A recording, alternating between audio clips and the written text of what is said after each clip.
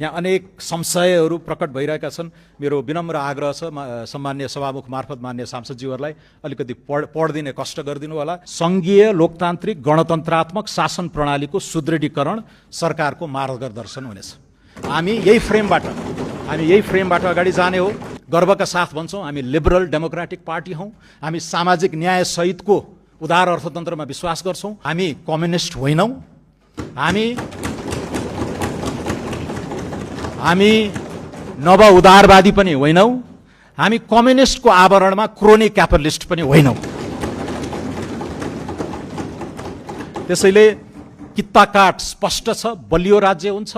लोक कल्याणकारी राज्यको सुनिश्चितताका लागि हामी उद्यम मैत्री, लगानी अनुकूल, प्रतिस्पर्धात्मक सामाजिक बजार अर्थतन्त्र, सोशल मार्केट इकोनोमीको उन्नयनका लागि स्वच्छ रेगुलेटरी आर्किटेक्चर, यो नियमनकारी संरचनामा चाहिँ हामी काम गर्न चाहन्छौँ र हाम्रो मुलुकको अप्रिय ऐतिहासिक विरासतका रूपमा विद्यमान लैङ्गिक, जातीय, वर्गीय, क्षेत्रीय लगायत सबै प्रकारका संरचनात्मक विभेदहरू विरुद्ध निर्णायक प्रहार गर्न हामी अवसरहरूको न्यायिक वितरण, equality of opportunities, equality of outcomes होइन। र त्यसको लागि हाम्रो समुच्च निजी, सार्वजनिक सामुदायिक रिसोर्सहरूलाई चाहिँ इक्वालिटी अफ अपर्च्युनिटिज, त्यो शिक्षाबाट मुखरित हुन्छ, पोषणबाट, स्वास्थ्यबाट, वित्तीय पहुँचबाट, एकीकृत सामाजिक प्रणालीबाट, र यो सबै विपन्नको सहारा पनि राज्य हो। तर मध्यम वर्गको विस्तार पनि हाम्रो चाहिँ लक्ष्य हो। मध्यम वर्गको विस्तार भएन भने लोकतन्त्र पनि जोगिँदैन र हाम्रा विकासका परम्परागत मानकहरूलाई पनि हामीले न्याय गर्दैनौँ। त्यसैले यसमा हामी स्पष्ट छौँ।